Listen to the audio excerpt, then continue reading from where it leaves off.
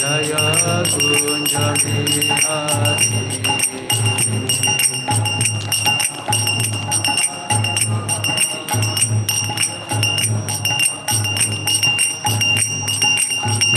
जय गोपी जन वल्लभ जय गिरिवरधारी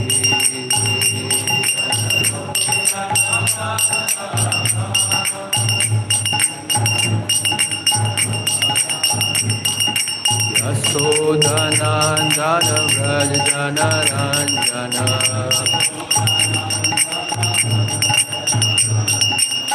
यमुनातीरावनचारि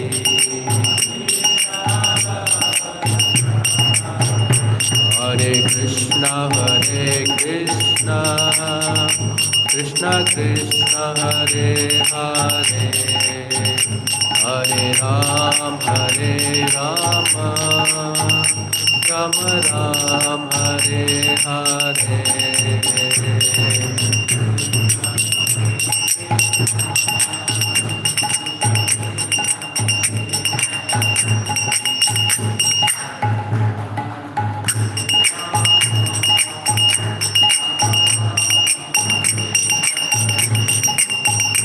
हरे कृष्ण कृष्ण हरे हरे हरे राम राम हरे हरे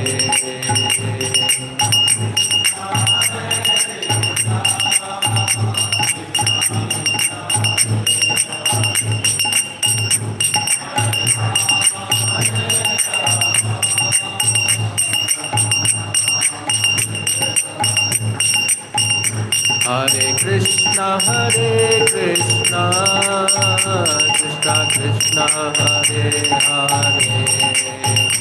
हरे राम राम हरे हरे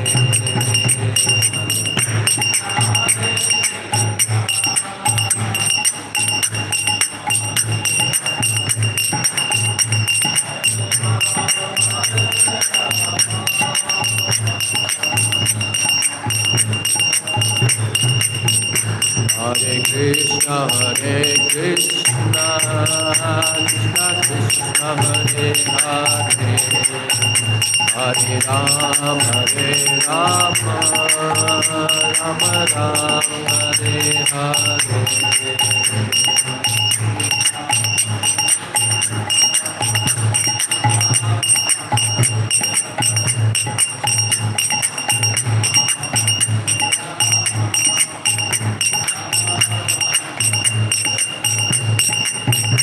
जय राधा गोविंद राधे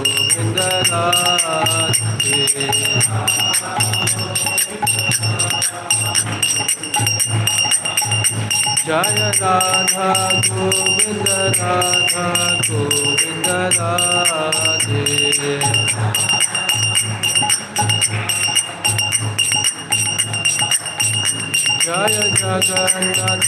जय जगन्नाथ बलदेवा जय सुभद्रा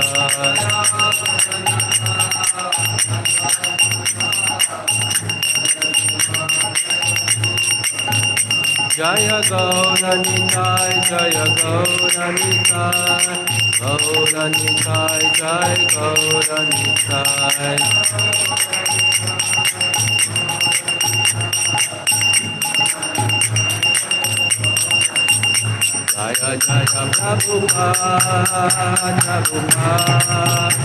प्रभुपाद जय Prabhupada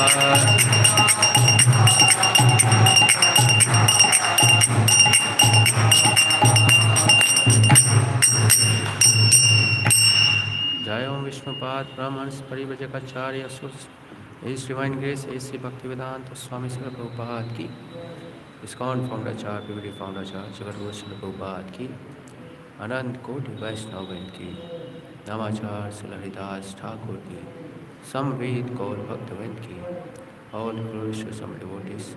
All glories to some devotees. All glories to some devotees. All glories, all glories, all glories to Guru Gaurang. Srila Prabhupada ki. Om Namo Bhagavate Vasudevaya.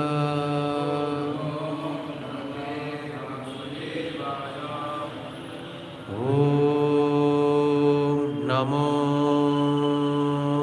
Bhagavate Vasudevaya.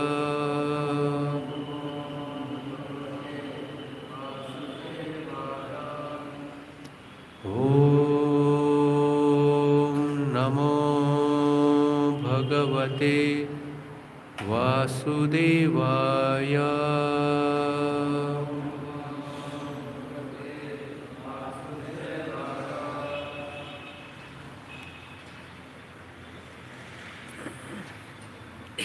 हरे कृष्णा। स्कंद 10 अध्याय 3 कृष्ण जन और श्लोक नंबर 23। थोड़ा आवाज़ को सही करेंगे।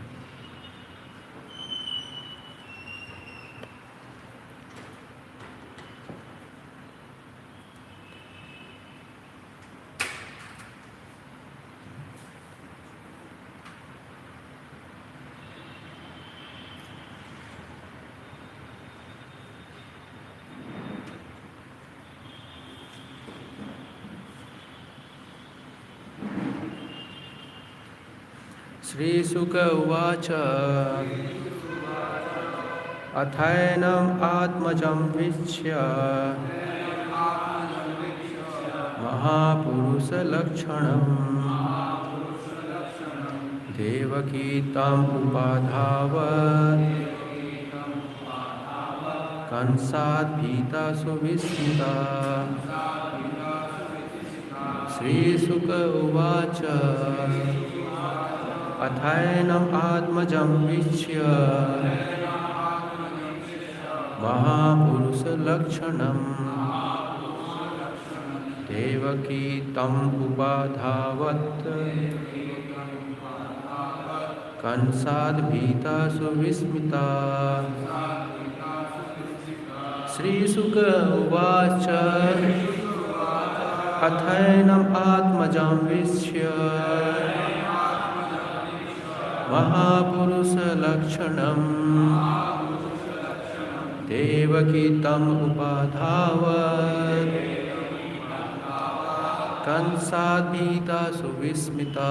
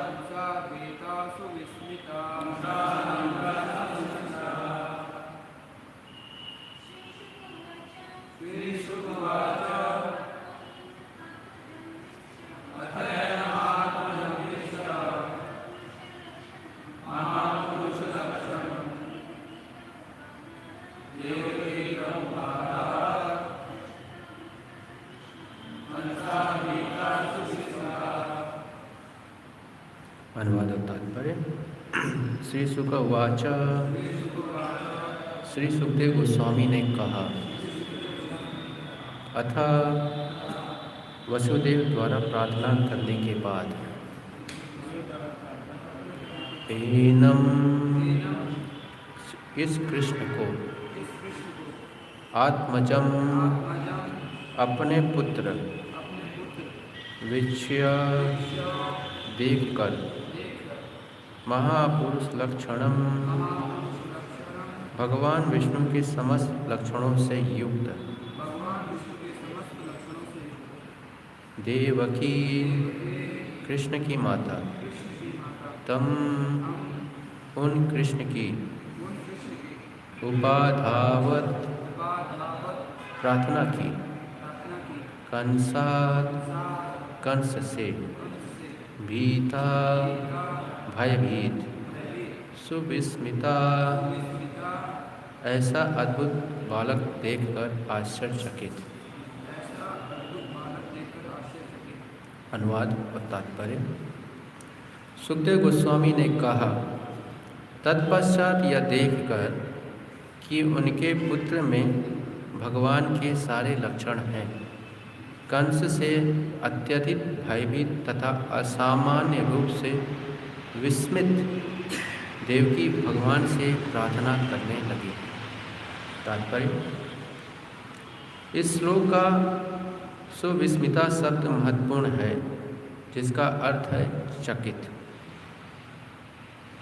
देवकी तथा उनके पति वसुदेव को आश्वासन दिया गया था कि उनका पुत्र भगवान है, अतएव कंस द्वारा अवध्य है, किंतु स्नेह के वशीभूत होकर तथा कंस की पूर्व नृशंसता को सोचकर वे भयभीत हो रहे थे कि कृष्ण का कहीं वध न हो जाए, इसलिए सुविस्मिता शब्द का प्रयोग हुआ है। इसी प्रकार हम भी यह सोचकर हैरान हो जाते हैं कि यह आंदोलन असुरों द्वारा कुचल डाला जाएगा या निर्भय होकर आगे बढ़ता जाएगा।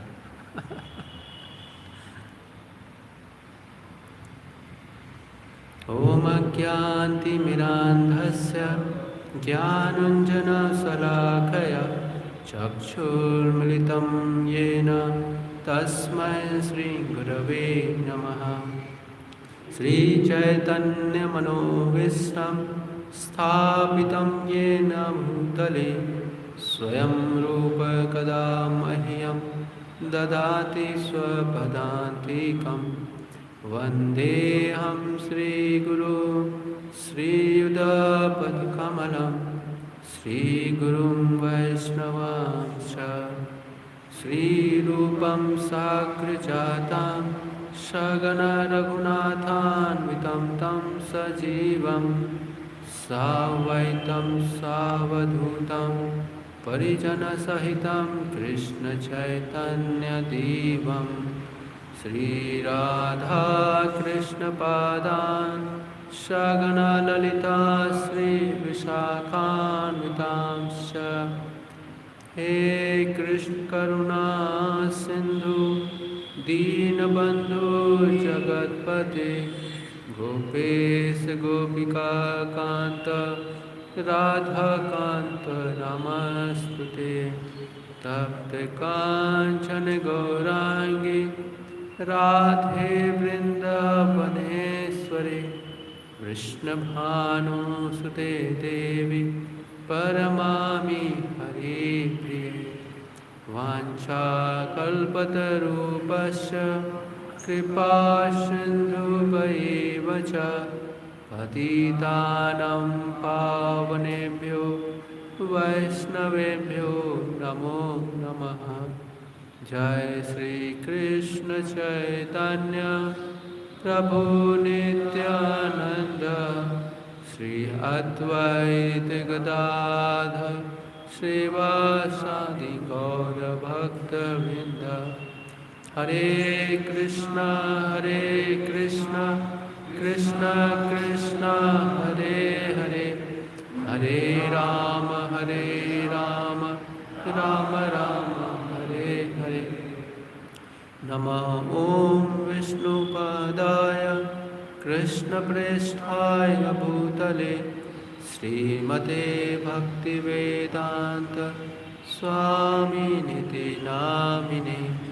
नमस्ते सरस्वती देवे गौरवाणी प्रचारिणे निर्विशेष शून्यवादी पाश्चात्यदेशतारिणे। पंचतत्वात्मकं कृष्णं भक्तरूपस्वरूपकं भक्तावतारं भक्त्यागं नमामि भक्तिशक्तिकम्।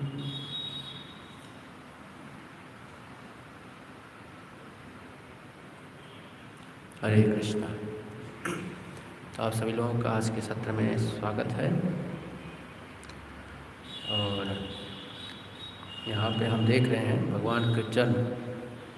वैसे भगवान का जन्म आने में भी कई महीने हैं, है ना, लेकिन हम लोग यहाँ तक भागवतम में पहुँचे हैं जहाँ पे हम भगवान कृष्ण लेने वाले हैं। इस पे हम चर्चा कर रहे हैं। तो आज का श्लोक काफ़ी अच्छा लग रहा है। इसमें कई चीज़ें देखने को मिल रही हैं। इसमें दिख रहा है माता देवकी का भगवान अपने पुत्र के जन्म के समय जो लक्षण दिखाई दे रहे हैं उससे संबंधित कई चीज़ें हैं जो प्रभुपाद बता रहे हैं परपट में। At the same time Prabhupada purport में ये भी बता रहे हैं कि जिस प्रकार से देवकी माता को जो है चिंता था अपने पुत्र को लेकर, वैसे हमारे आचार्यों को भी चिंता है इस संस्था को लेकर। इस संस्था में क्या होगा, क्या असुर लोग इसको कुचल डालेंगे या फिर ये संस्था जो है निर्भय होकर आगे बढ़ेगा। तो यहाँ पर अगर देखें तो वात्सल्य रस का तत्व है। वात्सल्य रस, जहाँ पर विक्ष आत्मजा, अगर देखें इसमें श्लोक में आत्मजम विक्ष महापुरुष लक्षणम। हालांकि देवकी देख रही है कि भगवान के अंदर जो है विक्षम महापुरुष लक्षणम, कि इस बालक में महापुरुषों के लक्षण हैं। भगवान विष्णु के जो लक्षण हैं वो जो है देख पा रही है, विक्ष देख रही है। लेकिन यहाँ किसको देख रही, ये बहुत महत्वपूर्ण बन रहा है। आत्मजम, तो आत्मजम मतलब स्वयं के पुत्र। आत्मा जो अपने से जो शरीर से जो है उत्पन्न हुआ है या शरीर से संबंधित हुआ है, आत्मज, तो उसको देख रही है। हालांकि उसमें जो है महापुरुष लक्षणम, महापुरुष के लक्षण है, तो भी जो है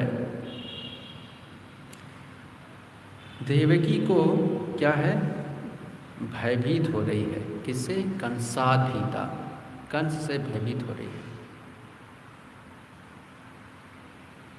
अगर हम जैसे हम अपने बारे में बताएं, हम अपने बारे में सोचें तो जैसे मान लीजिए बहुत जगह होता है कि आप सभी कहीं पर किसी विपदा में फंस गए हों, तो विपदा में फंस जाते हैं तो आप प्रयास कर रहे हैं और आप हार रहे हैं या आपको लग रहा है कि अब पिटाई हो जाएगी। जैसे भक्त लोग जो है बुक डिस्ट्रीब्यूशन करने जाते हैं, तो एक बार ऐसे एक भक्त जो है बुक डिस्ट्रीब्यूशन करते करते जो है कुछ दूसरे सांप्रदायिक एरिया में चले गए, तो वहाँ के लोगों ने घेर लिया कि ये भगवद गीता हमारे एरिया में कैसे। तो वो अकेला भक्त डर गया कि अब क्या होगा। बहुत सारे सुना है, देखा है कि उसके साथ भी हो सकता है, डर गया। लेकिन जब उसके साथ एक और व्यक्ति उससे उससे श्रेष्ठ व्यक्ति उसके पास आ जाता है और उसकी तरफ से पूछता है, तो उसके अंदर जो है एक जो है विश्वास उत्पन्न होता है, अब मैं सुरक्षित हूँ। तो यहाँ पर देवकी जो है कारागार में है, उसके शुरू की 6 पुत्रों का वध हो गया है, इतना भयभीत है। और इस पुत्र में उसको महापुरुष लक्षणम, वो सारे लक्षण उसे दिखाई दे रहे हैं, लेकिन उसका भय कंस के प्रति खत्म नहीं हो रहा है। अगर देवकी के स्थान पर कोई और होता तो वो जो भय है कंस से खत्म हो जाता, लेकिन देवकी का जो है भय खत्म नहीं हो रहा है। उसके पीछे कारण है आत्मजम, क्योंकि वो उसका पुत्र है। तो यहाँ पर अगर इस प्रकार से देखें, मतलब अगर श्लोक वाइज ही देखें, वैसे तो हम तत्व के अनुसार तो समझ रहे हैं, लेकिन अगर श्लोक वाइज देखें, आत्मजम विक्षम महापुरुष लक्षणम कंसा भीता विस्मिता सुविस्मिता, तो ये जो है भक्ति में वात्सल्य रस को जो है संबोधित करता है। वात्सल्य रस,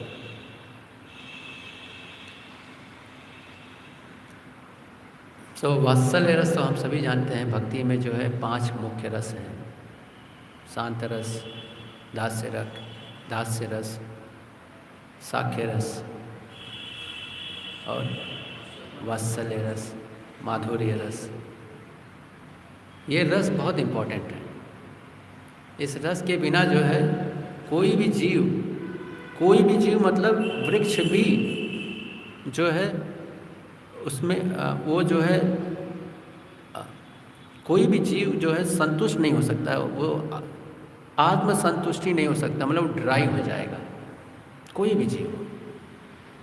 बहुत वर्ष पहले जो है एक रिसर्च हुआ था छोटे बच्चों पर, जो कुछ बच्चों को जो है डिवाइड कर दिया गया, तो कुछ बच्चों को जो है कभी छुआ नहीं गया, टच नहीं किया गया, और कुछ बच्चों को जो है उनको पूरा केयर किया गया, उनको स्पर्श किया गया, प्रेम दिया गया, और कुछ बच्चों को प्रेम बिल्कुल नहीं दिया गया, स्पर्श भी नहीं किया लोगों ने।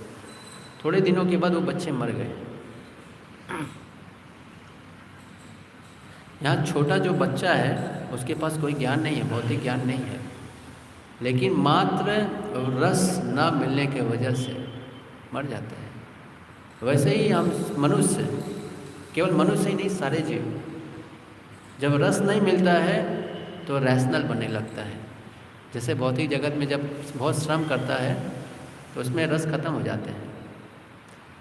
कौन से रस खत्म हो जाते हैं? पिता के प्रति जो भाव है खत्म होता है, माता पिता के प्रति भाव जो होता है खत्म होता है, वात्सल्य से दूर होता है, साख्य तो मित्रों से दूर होने लगता है। तो जितना दूर होता है रस खत्म होता है। तो इस भौतिक संसार की जो क्रिया विधि हैं वो व्यक्ति को इन सभी रसों से दूर करता है, भौतिक तत्वों में उसे प्रभावित, उसे जोड़ के रखता है। इसीलिए जो है थोड़े समय के बाद जो है संबंधों में जो है खटास आता है, या फिर वो आसक्ति, उस संबंध में जो आसक्ति होती है, जो आनंद होता है, वो नहीं मिलता है। इसीलिए जो है आचार्य हमारे बताते हैं हमारा जीवन जो है बहुत सिंपल लिविंग होना चाहिए। सिंपल लिविंग बहुत आवश्यक है। सिंपल लिविंग में हमारी आवश्यकताओं की पूर्ति बैलेंस होती है, बहुत आवश्यक है। अगर रिलेशन को ध्यान में रखना है, परिवार, केवल पारिवारिक रिलेशन नहीं, कोई भी रिलेशन है, अगर उसको ध्यान में रखना है, उसको कैरी करना है, तो लाइफ स्टाइल जो है बहुत सिंपल होना चाहिए, बैलेंस होना चाहिए। अगर कोई व्यक्ति 12 घंटे जो है सिर्फ इकोनॉमिक डेवलपमेंट में है, तो बाकी 6 घंटे तो उसे सोने हैं, लेट से 6 घंटे तो 18 घंटे, बाकी घंटे में उसके पास कितना समय किसको दे पाएगा? तो इसलिए जो है हमारे आचार्यगण बताते हैं सिंपल लिविंग होना बहुत आवश्यक है। तो यहाँ पर वात्सल्य रस है, तो वात्सल्य रस का जो है अगर हम देखें वात्सल्य रस के पहले मैं एक और चीज़ चर्चा करना चाहूँगा, विक्षया, दृष्टि। तो यहाँ पर क्योंकि देवकी का पुत्र है इसलिए वो वात्सल्य रस में देख रही, उसकी दृष्टिकोण जो है वात्सल्यमय है। अब वो कृष्ण को जहाँ भी देखेगी वो उसकी दृष्टिकोण जो है वात्सल्य रस में ही होगा। लेकिन जब हम कृष्ण लीलाओं को देखते हैं तो हमारी दृष्टिकोण जो है अलग होती है। क्यों? संबंध के अनुसार जो है दृष्टिकोण होगा। तो हमारा दृष्टिकोण जो है क्या है वो हमें समझना होगा, सीखना होगा। जैसे कुछ जब भक्त जो है भक्ति के उस स्तर पे आ जाता है जहाँ पर भगवान को अपने संरक्षण में देखना पसंद करता है या अनुभव करता है, उस प्रकार से भगवान की सेवा में रहता है तो वात्सल्य रस में आता है। तो भगवान की हर एक लीलाओं को वात्सल्य रस में देखता है। माता के रूप में जो है आनंद प्राप्त करता है या पिता के रूप में आनंद प्राप्त करता है या बलराम के रस में जो है आनंद प्राप्त करता है।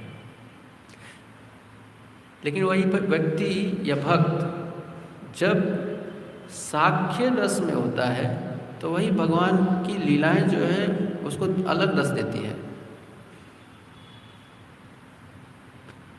जब भगवान जो है अपने ग्वाल मित्रों के साथ खेल रहे होते हैं तो जो खेल रहे हैं जैसे एक ही इंसिडेंट हो रहा है, कृष्ण और ग्वाल बालक, लेकिन जो देखने वाले हैं अगर उसका रस साख्य रस का होगा तो एक अलग प्रकार के आनंद का अनुभव करेगा, और वही देखने वाला अगर वात्सल्य रस में है तो एक अलग आनंद प्राप्त करेगा, और वही जो देखने वाला अगर माधुर्य रस में है तो जो है वो अलग भगवान कृष्ण को अलग प्रकार से देखेगा। भगवान के अलग अलग गुण दिखाई देंगे। जिस रस में हम भगवान को देखते हैं उस रस में भगवान के गुण दिखाई देते हैं। जो साख्य रस में होगा तो भगवान का जो है ऐश्वर्य देखेगा, शौर्य देखेगा। वात्सल में होगा तो भगवान के जो है भगवान के कुछ और गुणों को देखेगा। माधुर्य में है तो कुछ और रूप को देखेगा, कुछ और देखता है।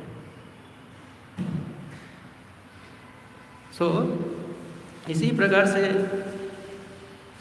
यहाँ पर वात्सल्य रस के बारे में बताया गया है। तो वात्सल्य रस में जैसा हम देखते हैं भागवतम के उस चैप्टर में जहाँ पर माता यशोदा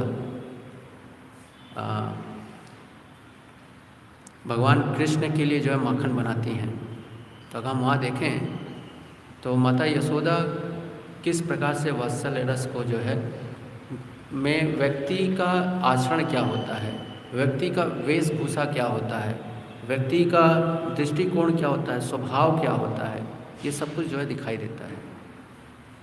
वेशभूषा भी जो है रस के अनुसार अलग अलग हो जाता है। जिस रस में होते हैं उस प्रकार की वेशभूषा हो जाती है। कैसे? तो इसको समझने के लिए जो है हम उस पास्ट टाइम अगर हम जाएं तो देखेंगे जब माँ यशोदा को भगवान कृष्ण के बारे में बहुत कंप्लेंट सुनने को मिलता था, तो माता यशोदा बहुत विचलित हो जाती है, चिंता करने लगती है कि अभी से ही जो है मेरा कृष्ण है इतना लोगों को दुखी कर रहा है, लोगों के घर में चोरी कर रहा है, माखन चोरी कर रहा है। तो माता यशोदा को चिंता होने लगता है कि ये बड़ा होकर क्या बनेगा। अभी जो है चोरी कर रहा है, बाद में जो है गुंडागर्दी करेगा, डकैती करेगा। हर माता पिता को चिंता होता है। ऐसे माँ यशोदा को भी जो है चिंता हो गई कि बालक जो है कुछ करना पड़ेगा, ऐसे ज़्यादा समय नहीं चलेगा, है ना। Old habits die hard. अभी जो है अच्छी तरह से बोलना भी नहीं आता। अभी ये जो है इसके ऐसे न्यूज़ सुनने को मिलते हैं तो बड़ा होगा तो क्या क्या करेगा। तो माँ यशोदा को चिंता थी। स्वाभाविक रूप से माता यशोदा जब भी सुबह उठती थी तो कृष्ण को जो है स्तनपान कराती थी। कृष्ण को स्तनपान कराने के बाद ही जो है बिस्तर से उठकर जो है अपने निजी कार्य में जाती थी। लेकिन एक चिंता था उसके मन में, इसलिए अगले दिन जो है माता यशोदा जो है और जल्दी उठ जाती है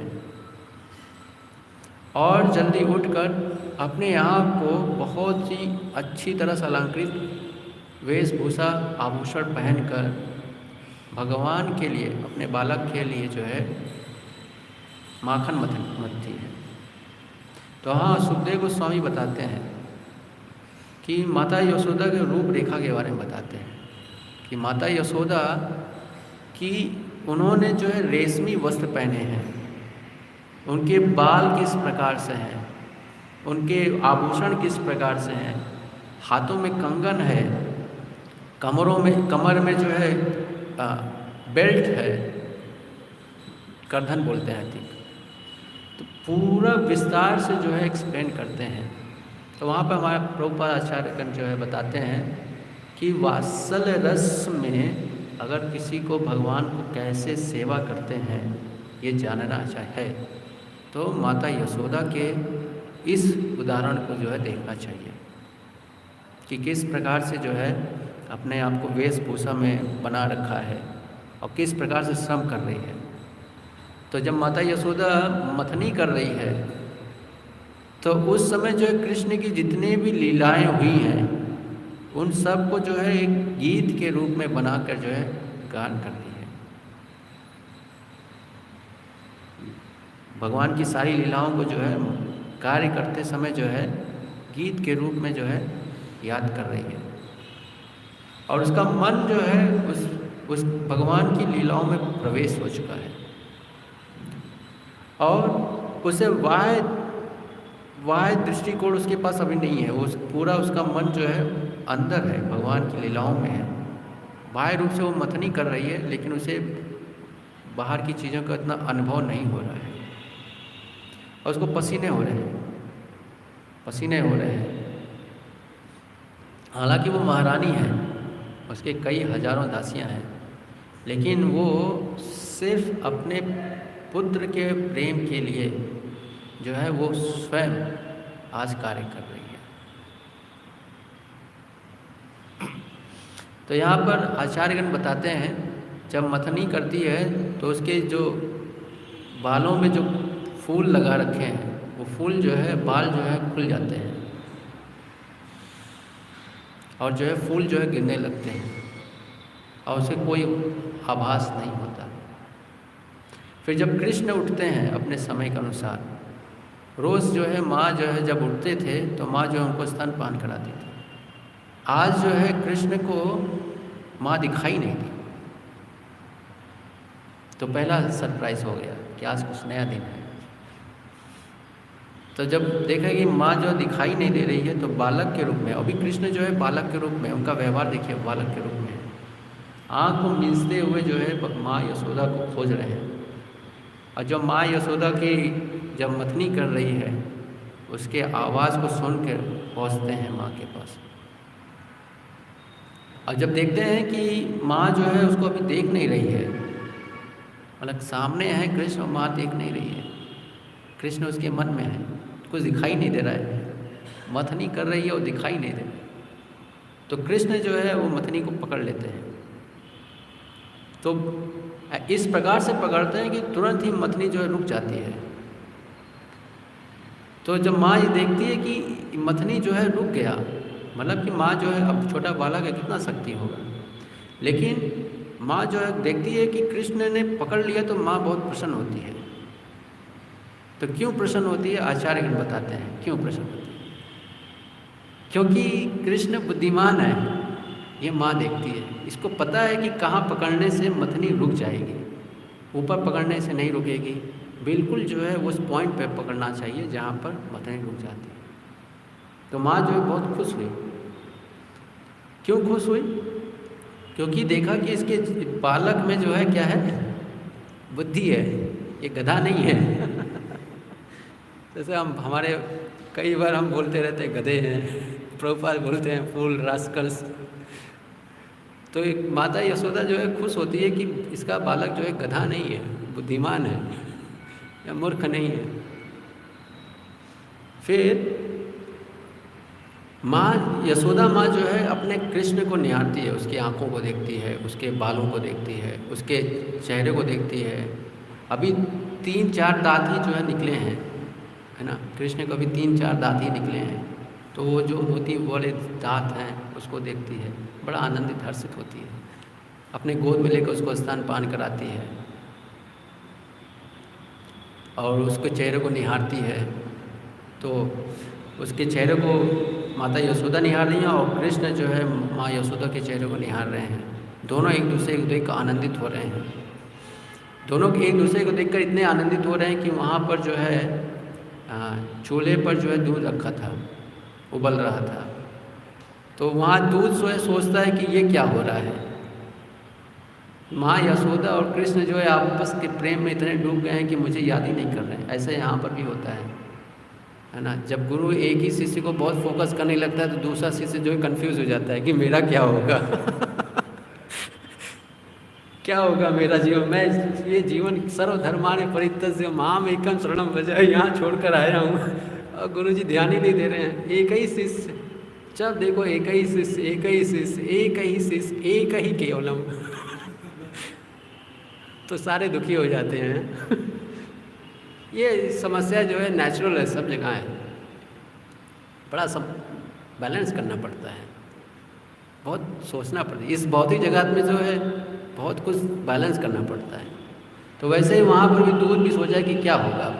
ये दोनों आपस के प्रेम में इतने चले गए हैं कि बाहर संसार में क्या है इन लोगों को कोई मतलब ही नहीं है।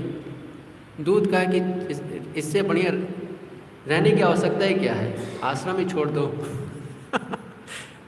भक्त लोग भी सोचते हैं जब गुरु जी का प्रेम मिल ही नहीं रहा है, भगवान का प्रेम मिल ही नहीं रहा है, जब एक ही भक्त जो है भगवान की सेवा में लगा है, दूसरा सेवा कर ही नहीं पा रहा, सेवा के लिए हम आए हैं तो यही नहीं मौका मिल रहा, छोड़ दो। तो यही दूध भी यही सोच रहा है। तो वो क्या सोच रहा है कि अब प्रेम तो मिलना है नहीं, क्यों इतना तप रहे हैं हम। एक तो अग्नि जो है हमें तपा रही है। हम तप क्यों रहे हैं, इससे बढ़िया आत्महत्या कर लेते हैं। तो दूध में जो है उबाल आता है और जो है अग्नि में गिरने जब उबाल आता है गिरने लगता है तो माँ यशोदा को जो है ध्यान आता है, अरे इसको प्रेम दे रही हूँ, उसको प्रेम नहीं दूंगा तो क्या होगा। तो कृष्ण को वहीं पर उठाकर छोड़ देती है। अभी स्तन पानी कर रहे थे कृष्ण, इतना प्रेम प्राप्त कर रहे थे, अचानक जो है माता यशोदा जो है कृष्ण को छोड़ के जमीन पर ही छोड़ देती है। ऐसा नहीं प्रेम से, तुरंत उठाया है, ऐसा छोड़ दिया और जाकर दूध को बचाती है। यहाँ कृष्ण जो है दुखी हो जाते हैं, उनके अहंकार को चोट लग जाता है,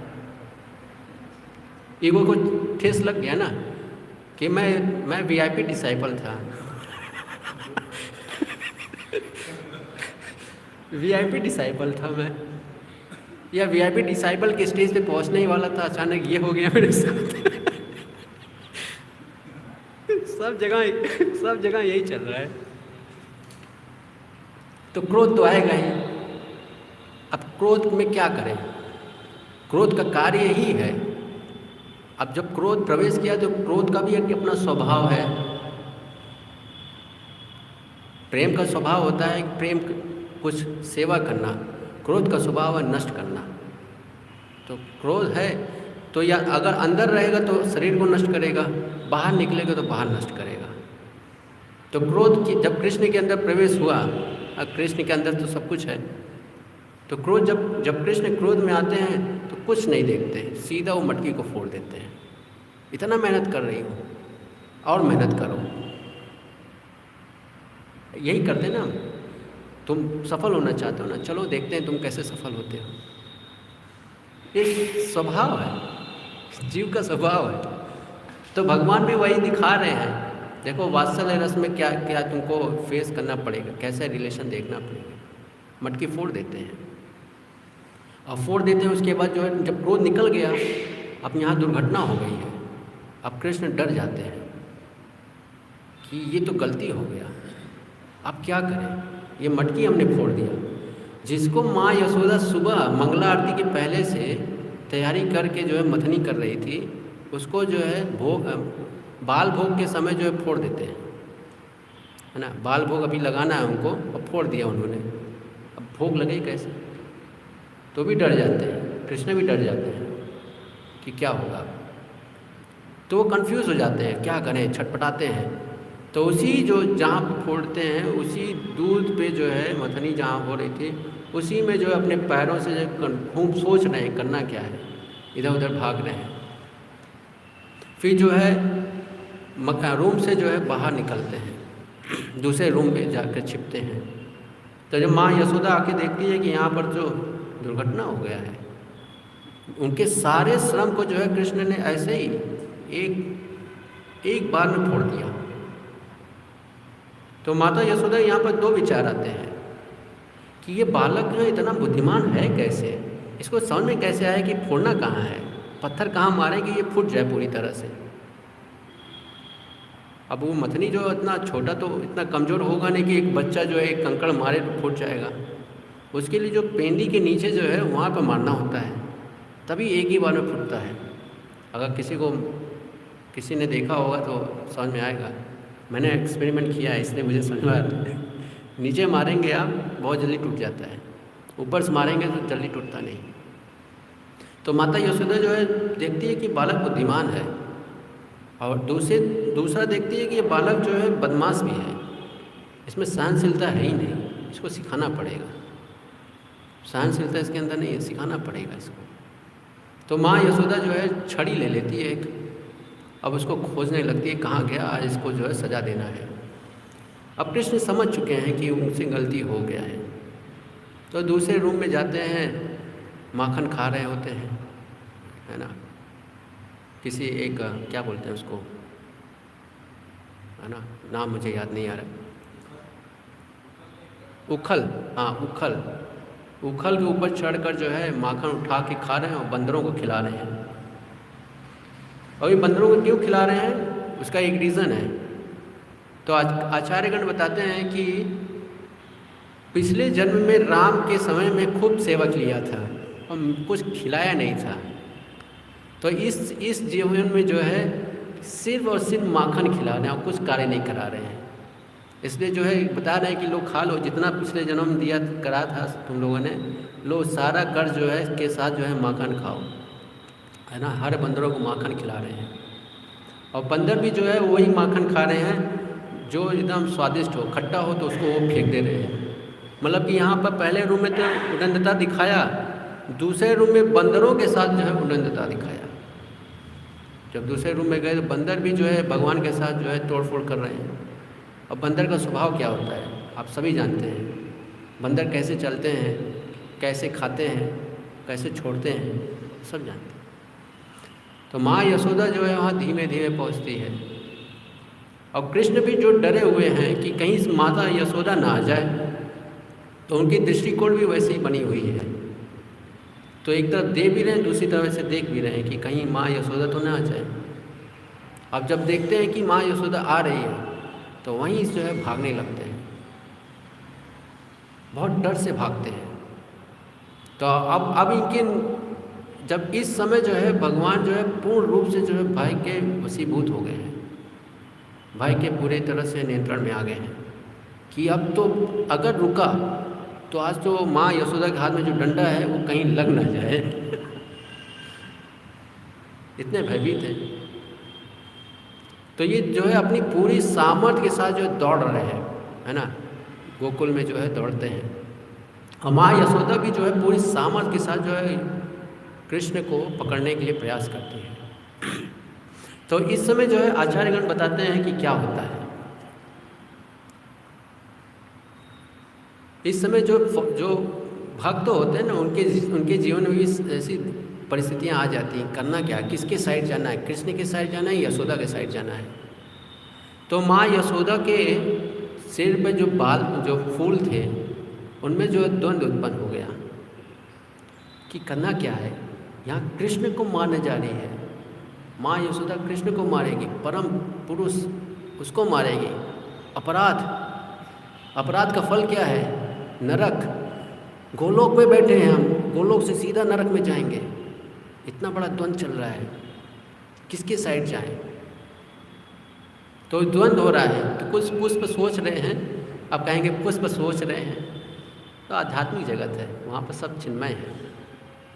तो पुष्प जो है, कुछ पुष्प सोचते हैं कि ये माँ यशोदा कृष्ण को मारेगी, इसलिए हम माँ यशोदा के समक्ष नहीं, उसके फेवर में नहीं रहेंगे, हम इसके साइड में नहीं रहेंगे। तो वो पुष्प जो है छोड़ दे, उसके सिर से गिरने लगते हैं, जमीन पे गिर जाते हैं। और कुछ पुष्प ऐसे सोचते हैं कि माँ यशोदा कितनी भाग्यशाली है कि जो है इतने प्रेम में है कि कृष्ण को समझ ही नहीं पा रही कि कृष्ण जो है परम पुरुष हैं। तो उसको जो है अपना ग्रैटिट्यूड देने के लिए जो उसके चरणों पे गिर रहे हैं। और जब माँ यशोदा जो फूलों पे जो है चले।